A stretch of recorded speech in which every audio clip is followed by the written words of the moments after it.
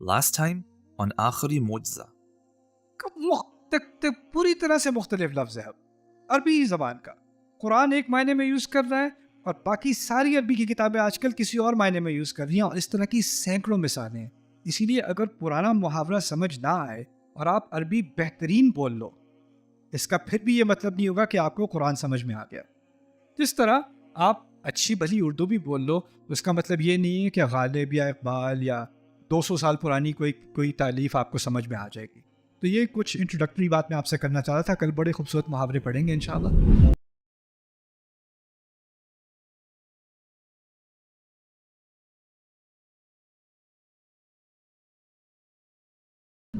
بسم اللہ والصلاة والسلام علی رسول اللہ وعلی آلہ وصحبہ اجمعین. ایک مرتبہ پھر السلام علیکم ورحمۃ اللہ وبرکاتہ. اوکے، آج کا سیشن تھوڑا ریلیکس ہوگا، لیکن آج بڑی خوبصورت باتیں قرآن کے بارے میں سیکھنے کو ملیں گی. اب سے آگے ہمارا کورس ایکچولی شروع ہو رہا ہے. یہ کورس میں نے جب تیار کیا تھا تو مجھے پتہ نہیں تھا کہ میں اس کو کیسے مرتب کروں گا. یہ میرا پہلا کورس ہے ایکچولی. یہ میں نے تیار کیا تھا 2004 میں میں نے نوٹس تیار کیے تھے، اور میں جب یہاں آ رہا تھا یہ کورس پڑھانے کے لیے تو یہ PDF فائل کھولے مجھے کتنے 12-13 سال تو ہو گئے ہوں گے. تو سبحان اللہ. اور یہ آخری دفعہ جب میں نے پڑھایا تھا، پہلے میں نے امریکہ میں یہ سیمینار کرایا تھا. آپ کو تو میں 10 دن کے لیے کرا رہا ہوں، میں ایک ویکینڈ میں کرتا تھا یہ کورس. اور میں نے یہ امریکہ میں تقریباً 40 دفعہ کیا، اور اس کے بعد یورپ میں نے 20 دفعہ کیا، پھر میں نے ملیشیا اور انڈونیشیا میں کیے. اور امریکہ کی جو خصوصیت ہے، میں نے یونیورسٹیز میں کیے یہ کورس انگلش میں نا، قرآن کے اوپر. اور اس میں کافی سارے لٹریچر کے پروفیسرز، فلاسفی کے پروفیسرز، کمپیریٹیو ریلیجن کے پروفیسر، نان مسلمس، انہوں نے بھی کافی اٹینڈ کیے. میرے محدود علم تک تقریباً 18 لوگ تھے ان 2 سالوں میں جو مسلمان ہوئے تھے اس پروگرام میں. سبحان اللہ. اکیڈیمیا میں سے. اور میں دعوت نہیں دے رہا تھا، مجھے پتا بھی نہیں تھا کہ غیر مسلم بیٹھے ہوئے ہیں کلاس کے اندر، but it was enough for them, you know. Allah تعالیٰ اس میری فیوریٹ کہانی اس کورس کے بارے میں جو ہے نا، وہ میں نے فاتحہ ایکسپلین کی تھی. میں تو آپ کو تو ہمیں کتنے 2 دن لگ گئے تھے نا پورے فاتحہ کرنے میں. میں ایک رات میں کیا کرتا تھا پوری فاتحہ. پہلی دفعہ جب میں نے یہ کورس کیا، میں نے کیلیفورنیا میں کیا تھا، لاس اینجلس میں. تو ایک لڑکا میرے پاس آیا کلاس کے بعد، 18 سال کا، بڑے غصے میں. اور پھر مجھے ایسے دیکھتا ہے، پھر مجھے گلے لگاتا ہے، پھر مجھے بتاتا ہے کہ my mom bought me Lakers tickets. Do you guys know who the Lakers are? Basketball team? And that's the California basketball team back in the day, right? کہتا ہے میرے پاس لیکرز ٹکٹس تھے، میرے پاس فرنٹ رو سیٹس تھیں، VIP سیٹس تھیں، لیکن میری mother نے کہا نہیں، ہم یہاں پہ جا رہے ہیں ڈیوائن اسپیچ میں. The whole way I was cursing you. تو میں نے کہا پتہ نہیں، اب یہاں تک اس نے جو کہانی سنائی تو مجھے لگا پتہ نہیں اب بدلا لے گا، کیا کرے گا.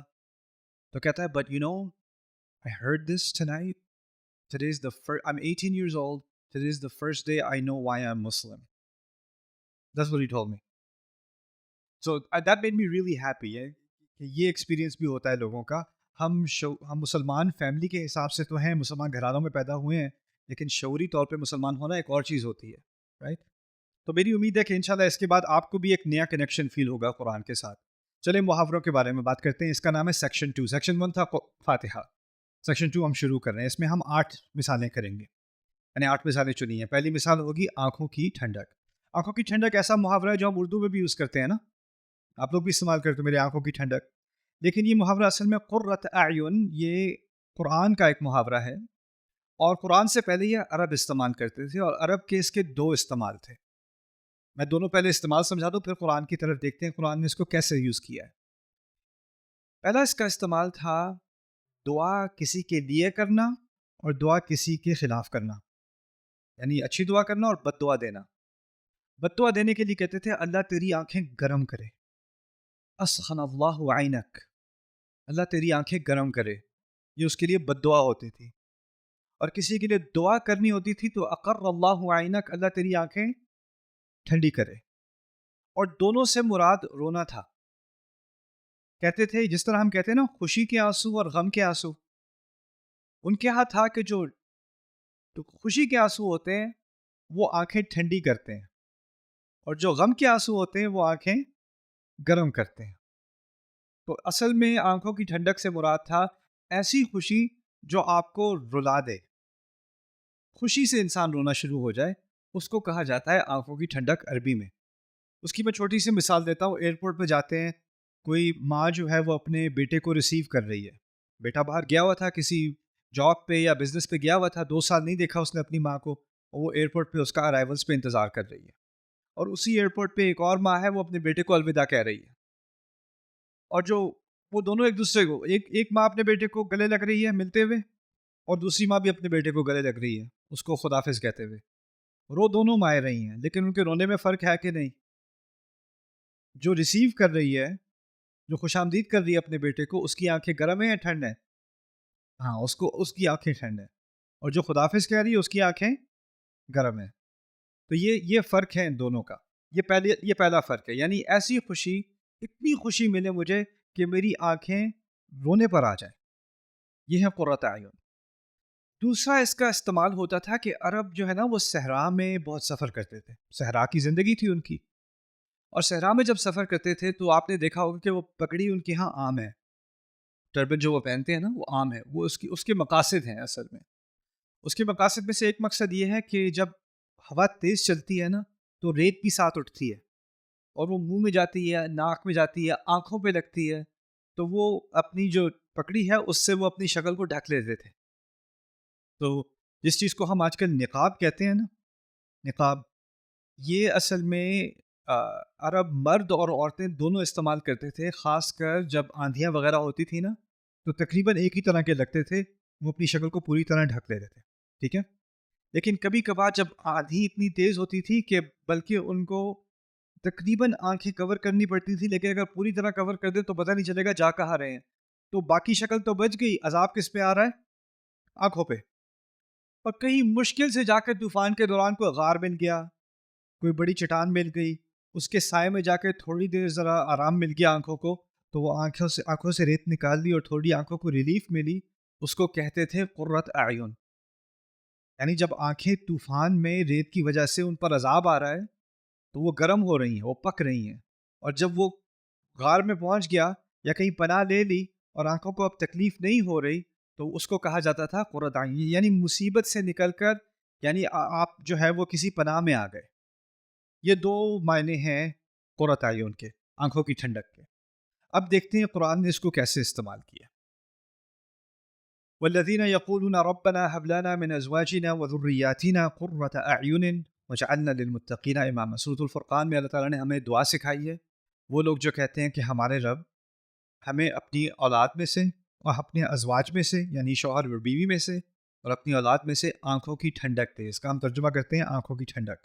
اب میں نے آپ کو 2 باتیں بتائی تھی. پہلی بات یہ تھی کہ اتنی خوشی آئے کہ کیا ہو، رونا آ جائے. یعنی میری شادی میں اتنی خوشی ہو کہ مجھے رونا آ جائے. رونا تو آتا ہے،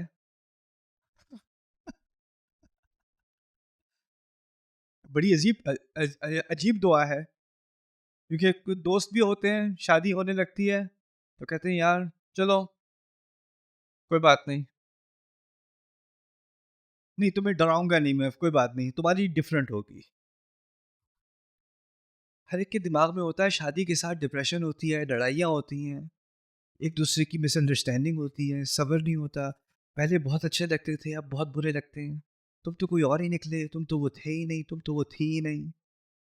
جو میں تو سمجھا تھا تمہیں اس خیال سے کہ ہم ساتھ ہوں گے، اس خیال سے میری آنکھوں میں آنسو آ جاتے تھے، اتنی خوشی ہوتی تھی. اب تم نظر آتے ہو تو آنکھوں میں آنسو آتے ہیں.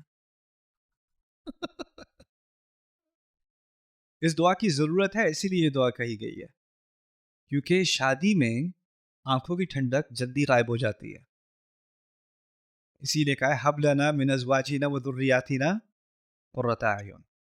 اور یہ اس لیے بھی کہا گیا ہے کہ شادی کے اندر اس طرح کی محبت ہونا کہ ایک دوسرے کے اندر انسان دلی خوشی پائے، دلی خوشی ہو، شوہر سے دلی خوشی ہو، بیوی سے اس کو دیکھ کے ہی خوش ہو جائے انسان. اس کے کمرے میں ہونے سے ہی سانس آ جائے. ہوتا کیا ہے, ایک دفعہ اس نے دروازہ بند کیا, وہ گئی باہر, قرۃ اعین. تو یہ کیسے ہو کہ شوہر اور بیوی ایک دوسرے کے اندر اس قسم کی خوشی پائیں؟ یہ اللہ تعالیٰ کی طرف سے ایک بہت بڑا تحفہ ہوتا ہے. اسی لیے حب کا لفظ استعمال کیا.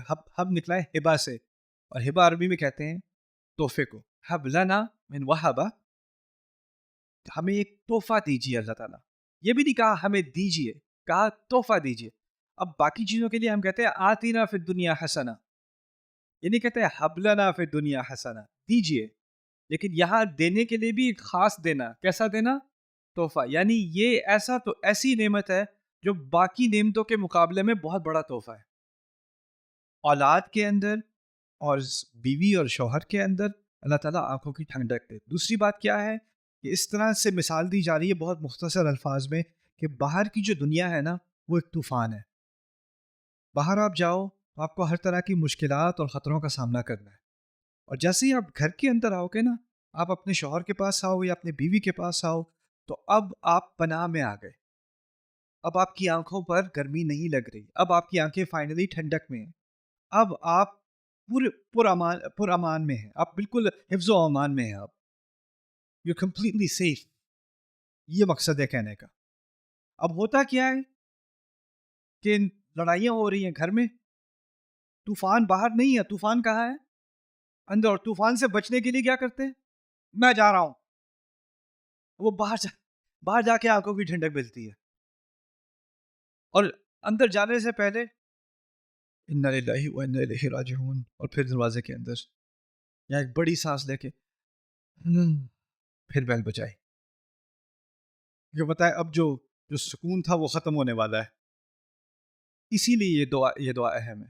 اور پھر یہ دعا صرف میاں بیوی کے درمیان نہیں بلکہ اولاد اور والدین کے درمیان بھی کی گئی, کیونکہ بچے جب چھوٹے ہوتے ہیں تو کیوٹ ہوتے ہیں, ٹھیک ہے, کچھ بچے تو انوائنگ ہوتے ہیں شروع سے ہی, کچھ کیوٹ ہوتے ہیں, مزہ آتا ہے ان کے ساتھ, کھیل کود ہوتی ہے.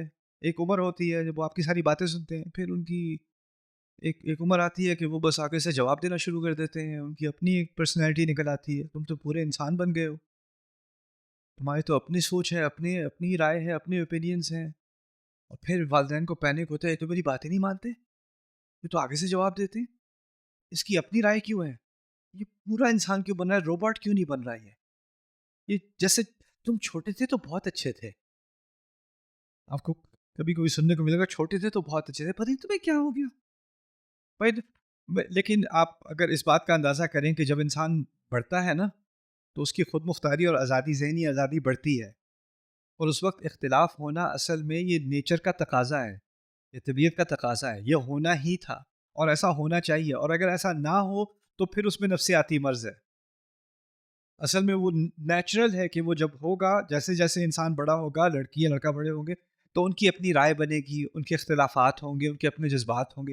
یہ تو نیچر کا حصہ ہے. لیکن ان سارے اختلافات کے باوجود میری دعا یہ ہے کہ میرا بیٹا یا میری بیٹی پناہ میرے اندر پائے اور میں پناہ ان کے اندر پاؤں, اور خوشی مجھے اس سے ملے اختلافات کے باوجود, اور خوشی مجھے اس سے اور اس سے مجھ سے ملے. ربنا هب لنا من ازواجنا وذرياتنا قرۃ اعین. اب میں نے آپ سے جو شروع میں بات کی تھی وہ بار بار واپس آئے گی. ہر دعا, اب آپ ہر دعا جو قرآن میں پڑھیں گے نا وہ فاتحہ کی دعا کی روح میں پڑھیں گے. فاتحہ میں کہا تھا اہدنا الصراط المستقیم, دعا کی تھی نا, لیکن دعا سے پہلے اپنی کمٹمنٹ پہلے بتائی تھی. ایاک نعبد و ایاک نستعین میں کس نے کمٹمنٹ کی ہے؟ ہم نے کی. پھر دعا کی ہے. نستعین میں بھی کیا بات تھی؟ پہلے کوشش میں نے کرنی ہے, پھر اللہ نے مدد کرنی ہے. جو بھی دعا آپ قرآن میں پڑھیں گے پہلے سے اندازہ کر لو, پہلے میں نے اپنا کام کرنا ہے, اس کے بعد اللہ تعالیٰ کی طرف سے مدد آنی ہے. اگر میں کوشش نہیں کروں گا کہ میری اور میری بیوی کے درمیان کہ اس رشتے میں محبت زیادہ بڑھے, ایک دوسرے پہ اعتماد زیادہ بڑھے, ہم ایک دوسرے کے اندر پناہ پائیں, اگر میں اس کی طرف کوشش یا کام نہیں کر رہا تو پھر اس دعا کا کوئی فائدہ نہیں ہے, کیونکہ آپ نے اپنا حصہ نہیں کیا.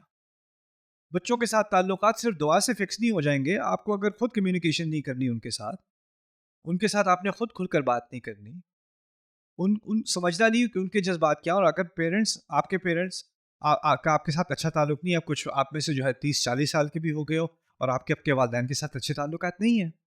اس دعا کی وجہ سے آپ کیا سیکھ رہے ہو؟ اب آپ کو ان میں جا کے پناہ لینی ہوگی اور ان سے پوچھنا ہوگا کہ بھائی ہماری جو ہے لڑائیاں بہت ہوتی ہیں, آپ نے کبھی سوچا کیوں ہوتی ہیں؟ پھر وہ کہیں گے تم بدتمیز ہو اس لیے ہوتی ہیں. اس میں کیا مشکل ہے؟ تم اگر اچھے ہوتے تو کبھی لڑائی نہ ہوتی, کبھی کوئی جھگڑا نہ ہوتا.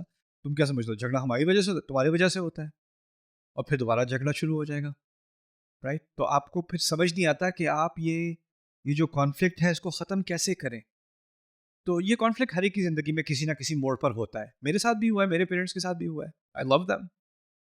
لیکن اس کو توڑنے کے کچھ طریقے ہمیں سوچنے پڑیں گے, اس کے بارے میں کچھ سوچنا پڑتا ہے. میں نے ایک اپنی مدر کے ساتھ کیا تھا. It help my relationship with my mother so much. میں نے ان سے پوچھنا شروع کیا جب آپ چھوٹی تھیں تو آپ کی لائف کیسی تھی, آپ کیا کرتی تھیں, آپ کے دوست کیسے تھے, آپ کی لڑائیاں کس سے ہوتی تھیں, خالہ سے کیسی لڑائیاں ہوتی تھیں آپ کی. اور جتنا آپ ان کی لائف میں دلچسپی لوگے نا, جتنا آپ کسی کے بارے میں ان کو سنانا نہیں, ان سے سننا چاہو گے. کیونکہ ہر ایک کی شکایت کیا ہوتی ہے, میری بات یہ سنتے ہی نہیں ہے, رائٹ؟ میری بات سنتے ہی نہیں ہے. بچے کہتے ہیں میرے پیرنٹس میری بات نہیں سنتے, پیرنٹس کہتے ہیں بچے میری بات نہیں سنتے. بیوی کہتی ہے شوہر یہ تو میری بات ہی نہیں سنتے. شوہر کہتا ہے اس کو تو میری بات سننے کا کوئی شوق ہے ہی نہیں, یہ میری بات سن کے کیا کرے, اس کو تو برداشت نہیں ہوگی میری بات. کوئی کسی کی بات سن نہیں رہا. لیکن سنانے کے بجائے آپ کسی سے کہیں آپ مجھے سنائیں اپنے بارے میں, آپ نے خود جا کے انیشیٹ کیا نا. تو یہ قرۃ اعین کا ایک ہو سکتا ہے کہ یہ ایک اسٹیپ ہو, یہ سائڈ پہ میں بات کر رہا ہوں, لیکن ایک نصیحت ہے میری طرف سے ہی کہ ہو سکتا ہے اس سے آپ کے گھروں میں آپ کے بچوں کے ساتھ اور آپ کے اسپاؤسز کے ساتھ ایک چھوٹا سا راستہ کھلنا شروع ہو اور اس دعا کی طرف ہم قریب آتے چلے جائیں. اچھا, وقالت امرأۃ فرعون قرۃ عین لی, کیا پیاری بات کی تھی انہوں نے. آسیہ نے کہا تھا جب موسیٰ علیہ السلام پانی سے ٹوکری میں ہوتے ہوئے فرعون کے محل تک پہنچے اور انہوں نے بچے کو اٹھا لیا, معلوم تھا کہ یہ بچہ بنو اسرائیل سے ہے, اس کی رنگت سے پتہ چل رہا تھا یہ بنو اسرائیل سے ہے. اس کا مطلب ہے کہ اس کو آفیشلی کیا کرنا چاہیے, قانون کیا کہہ رہا ہے, قتل کر دینا چاہیے اسی وقت. اور وہ بچے کو لے کر فرعون کے سامنے لے گئیں, اور فرعون اس وقت اپنے جنرلوں کے ساتھ یا اپنے کمانڈرز کے ساتھ کیا ڈسکشن کر رہا ہوگا, کتنے مر گئے, کتنی سڑکیں رہ گئیں, کتنے قتل ہو گئے. اور بیچ میں میٹنگ کے دوران آواز آتی ہے, وہ بھی بچوں کو مارنے کی بات کر رہے ہیں اور بیبی کی آواز آ گئی, اور ماں نے بھی کیا کیا, اس کے سامنے لے آئیں آسیہ, ماں تو نہیں اڈاپٹنگ مدر, سامنے لے آئیں اور سامنے لے کے کہا قرۃ عین لی, یہ آنکھوں کی ٹھنڈک بنے گا میرے لیے, میرے لیے. ان کے لیے نہیں کہا, فرعون کے لیے نہیں کہا, اپنے لیے کہا. قرۃ عین سے کیا مراد ہے؟ میں نے 2 باتیں کہی تھیں. اتنی خوشی کے آنسو آئے. کیوں؟ کیونکہ وہ بیچاری گرم آنسو تو روز روتی ہے, فرعون سے شادی ہے, اس کو بھی پتا ہے کتنی ڈپریس ہے. اب لوگ بڑھا چڑھا کر اپنی سچویشن بتاتے ہیں, یار میں کس فرعون کے ساتھ پھنس گیا ہوں. وہ واقعی فرعون کے ساتھ پھنس گئی ہیں, رائٹ؟ تو وہ تو ہے ڈپریشن میں. تو اب وہ کہہ رہی ہیں آپ کو بھی پتا ہے آپ کون ہیں, لیکن کم از کم مجھے آنکھوں کی ٹھنڈک اس سے تو ملے گی, اس کو میرے پاس رہنے دیں, مجھے خوشی آئے گی اس سے. قرۃ عین لی. اور دوسری بات تھی کہ وہ ایک طوفان کے اندر رہ رہی ہیں, اور اس طوفان سے پناہ انہیں کب ملے گی, جب وہ اس بچے کے ساتھ ہوں گے. پھر یہ بھی کہہ دیا ساتھ میں, اور لگتا ہے کہ آپ کو بھی اس بچے کی ضرورت ہے, وَلَک, آپ کے لیے بھی. یعنی معلوم ہوتا ہے کہ جب موسیٰ علیہ السلام کو فرعون نے دیکھا نا, تو اس کے چہرے پہ بھی کچھ فرق آ گیا, اور انہوں نے نوٹ کیا کہ یہ تو صرف میرے لیے نہیں ہے, یہ تو لگتا ہے ان کو بھی پسند آ گیا ہے. تو انہوں نے وَلَک کا اضافہ کر دیا. شروع میں نہیں کہا تھا قرۃ عین لنا, یہ ہم دونوں کے لیے آنکھوں کی ٹھنڈک, یہ ایسے نہیں کہا, اپنی بات کی تھی. اور پھر فرعون کا بھی اضافہ کیا وَلَک. اوکے, فلا, یہ بڑی پیاری آیت ہے, فلا تعلم نفس ما اخفی لهم من قرۃ اعین جزاء بما كانوا يعملون. کسی انسان کو نہیں پتا, کسی نفس کو نہیں پتا کہ کیا آنکھوں کی ٹھنڈک اس کے لیے چھپائی گئی ہے, کہاں سے, کیسے, کب, کون سی ایسی چیز ہے جو اس کو ریلیف دے گی, اس کو پناہ دے گی, اس کی مصیبتیں ایک دم سے غائب ہو جائیں گی, یا کیسی ایسی خوشی ہے اس کو گمان بھی نہیں تھا کہ ایسی خوشی ہو سکتی ہے اس کی زندگی میں. ایسی چیز اس کے لیے اللہ تعالیٰ نے کہا کسی نفس کو نہیں پتا, کسی انسان کو نہیں پتا اس کی خوشی کہاں سے آئے گی. اس میں بہت ساری حکمتیں شامل ہیں, اور ایک حکمت یہ بھی شامل ہے ہمیں پورا اعتماد ہوتا ہے, ہمیں پتہ ہوتا ہے ہماری خوشی کہاں سے آئے گی. مجھے یہ مل جائے تو میں خوش ہو جاؤں گا, یہ نہیں ہوگا تو میں خوش نہیں ہو سکتا. ایسا ہی ہوتا ہے نا. اور انسان پیچھے پڑ جاتا ہے ایک گول کے پیچھے, یہ مل جائے مجھے خوشی آ جائے گی, اور اگر وہ نہ ملا زندگی برباد. اللہ تعالیٰ اس چیز سے ہمیں چھٹکارا دلا رہے ہیں, اس سوچ سے کہ ہم کسی ایک چیز کو پکڑ کے اپنے آپ کو پاگل کر دیں اور کہیں خوشی تو اسی میں ہے ورنہ خوشی ہو ہی نہیں سکتی. اللہ کہہ رہے ہیں کسی نفس کو نہیں معلوم کہ اس کی آنکھوں کی ٹھنڈک, اس کی خوشی کے آنسو کس چیز میں چھپے ہوئے ہیں, لیکن چھپے ہوئے ضرور ہیں. اور پھر کہا جزاء بما كانوا يعملون, جو عمل وہ کرتے رہے ہیں اس کی جزا کے طور پہ ان کو کوئی خوشی آنے والی ہے. یعنی اس میں یہاں پر اختصار نہیں کیا کہ کہا کہ یہ آخرت میں ہی ہوگا. جب اللہ تعالیٰ خاص نہ کرے نا کہ یہ خاص آخرت کے لیے ہے یا خاص دنیا کے لیے ہے, تو عموم اللفظ يدل على عموم المعنی, جس میں اللہ تعالیٰ نے قید نہیں ڈالی اس میں ہم قید بھی نہیں ڈالتے. یعنی یہ خوشی, اس کا اشارہ دنیا کی طرف بھی ہو سکتا ہے اور آخرت کی طرف, دونوں کو شامل کیا جا سکتا ہے. ٹھیک ہے. Subscribe now to the Bayina YouTube channel to watch the rest of this series and more great content from Ustad Nu'man Ali Khan.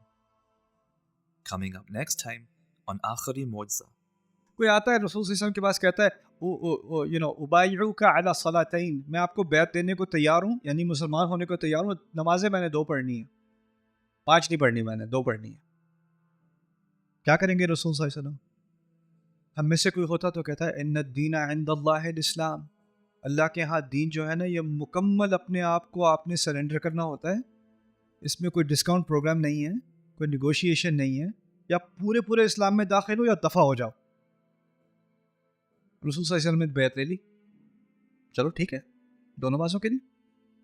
صحابہ حیران, یہ کیا ہو گیا, کوئی واقعی کوئی ڈسکاؤنٹ پروگرام ہے؟ تو انہوں نے کہا نہیں, جب نماز کی لذت آئے گی تو خود ہی پڑھ لے گا.